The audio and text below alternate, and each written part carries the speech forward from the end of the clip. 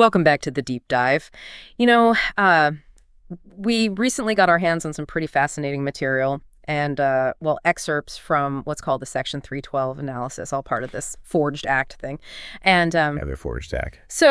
we're kind of working our way through it bit by bit in these deep dives, picking a section, really getting into the nitty gritty.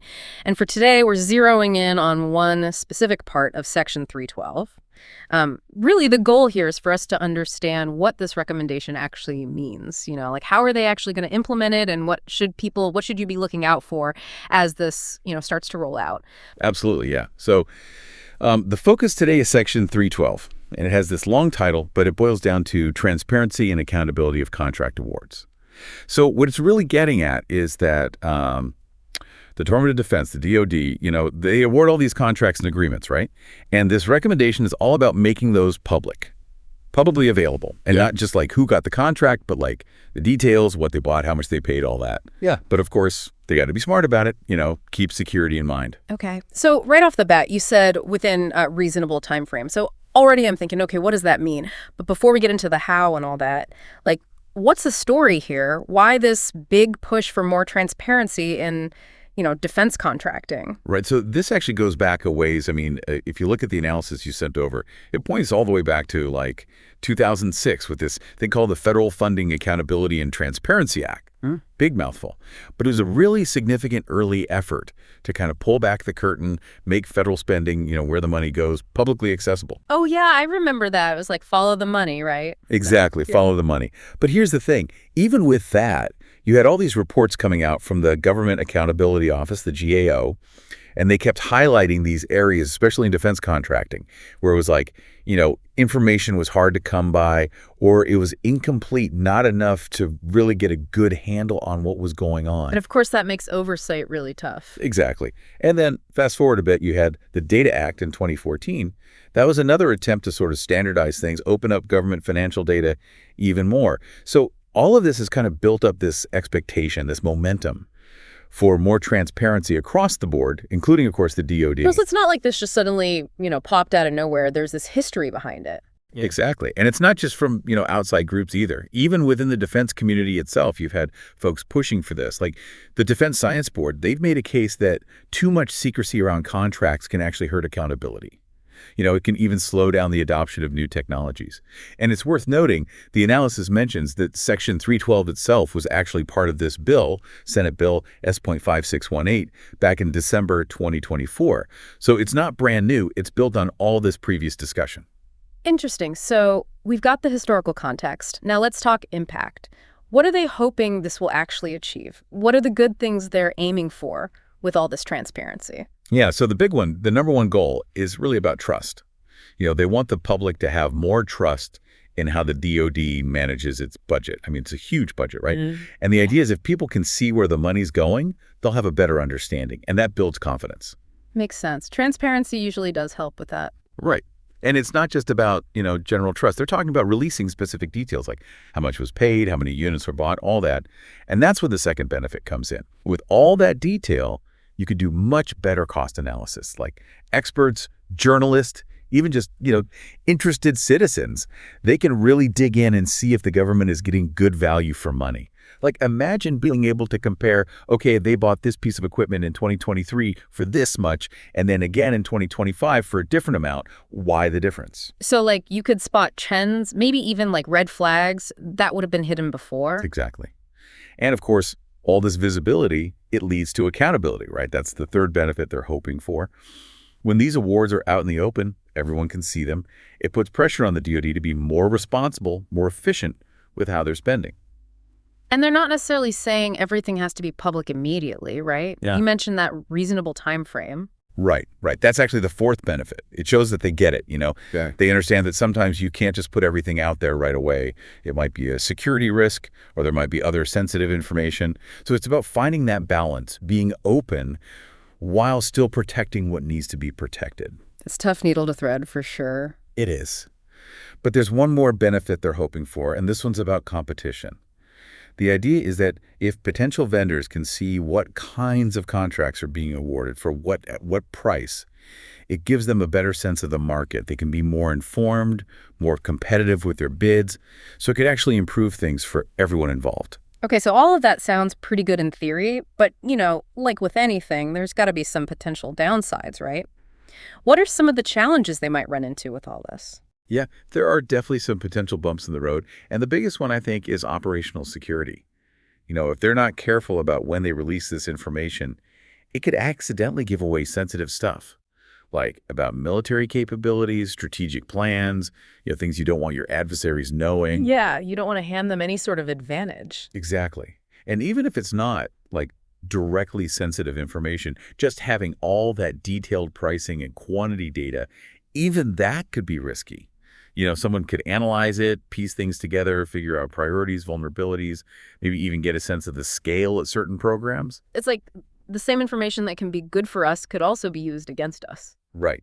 And then there's the impact on the vendors themselves. Some of them, especially smaller companies, they might be hesitant to work with the DoD if they know all their details are going to be public. Like, they might be worried about competitors undercutting them, or they might just not want that level of scrutiny. I can see that, especially if they're working on some really cutting-edge stuff where those details could be really valuable to competitors. Right. And then, of course, there's the whole practical side of things. Think about it. Preparing all this information, reviewing it for security, posting it, that's a lot of work. Yeah. You could really slow things down, create a lot of extra bureaucracy. Yeah, and you mentioned the reasonable time frame thing earlier. Like, if that's not clearly defined, it could cause a lot of confusion and disputes. Absolutely. What one person thinks is reasonable might be completely different for someone else. So, yeah, they need to be very clear about that. Okay, so given all these potential problems, what are they going to do about it? Are there any plans to sort of mitigate these risks? Yeah, the analysis actually has a few suggestions for how to handle all this. So, first of all, to deal with the security concerns, they're talking about having a really solid security review process. Like, before anything is made public, it goes through this review. They identify and redact anything that's truly sensitive. Okay, so it's not just going to be like a free-for-all. No, not at all. And for those vendors who are worried about, being out in the open, they're suggesting maybe letting them be anonymous in certain cases. Like, if it's justified, they can kind of stay under the radar. So kind of like a compromise. You still get the transparency, but you also protect those companies that need it. Exactly. And then to deal with the whole workload issue, they're talking about using automated systems, to streamline the posting process, make it faster, less manual work for everyone. That makes sense. Technology can definitely help with that. Definitely. And then to avoid all the confusion about the reasonable time frame, they're planning to just come out and say, okay, this is what it means. Like, specifically define it in their policies. And they even gave an example, like 30 days after the award, so everyone knows what to expect. So 30 days, that's kind of the benchmark they're thinking of. Yeah, that's one example. And thinking about all this, all these new rules, who's it going to affect the most within the DoD? Who's going to have to really deal with all this? Yeah, good question. Who's going to be on the front lines? Well, the analysis points to a few key groups. So first off, contracting officers. Their world is about to change a lot. They're going to have to make sure all this information is gathered, reviewed, and submitted for posting. Basically, a whole new set of tasks on their plate. So it's going to add to their workload for sure. Oh, yeah, definitely. And then you've got the public affairs folks. They're going to be the ones managing the websites, the platforms where this stuff is posted. Yeah. Plus, they'll have to coordinate the security reviews, deal with any questions from the public, the media, all that. So their workload is going to increase too. Oh, yeah. Big time. And then you can't forget about the program managers. They're the ones overseeing the whole thing, making sure everyone's following the rules, that the contracts under their watch are compliant. So it's going to be a group effort for sure. A lot of different people involved. Now, we talked about some of the folks who might be worried about all this, like the contractors, security officials. Is there likely to be any, actual pushback? Oh, yeah, definitely. Like, the contractors, we talked about them already, right? They might be worried about losing their competitive edge, or just, having their secrets out in the open. Especially if they've been doing things really well, they might not want everyone knowing how they do it. Exactly. And then the security folks, they're always going to be cautious about releasing information. Even with all these safeguards in place, they're going to want to make sure it's really, really secure. And, Congress might even have some questions like, is this all worth it? Is it worth the extra effort, the potential risks? Right. Because anytime you make a big change like this, you got to weigh the pros and cons, are the benefits worth the costs? So, okay, let's assume they decide to go ahead with all this. What do they need to actually make it work? What resources are we talking about? Well, first of all, they need money, right? They got to fund those automated systems we talked about, the software, the hardware, the people to maintain it all. So a tech investment, basically. Yeah. And then they got to train everyone. All those contracting officers, public affairs folks, program managers, everyone needs to be up to speed on the new rules, the procedures. It's a big training rollout. Huge. And then they're probably going to need more people, to handle the security reviews, the posting, the public inquiries, all that. Or at least they'll need to shift people around, reassign roles. So it's not just about the policy itself, it's about everything that goes along with it. The whole infrastructure, the people. Absolutely. It's a big undertaking. Mm. And how will we know if it's actually working? Yeah, that's the key question, right? How do they measure success? Well, they've got a few ideas for that too. So the big one is timing.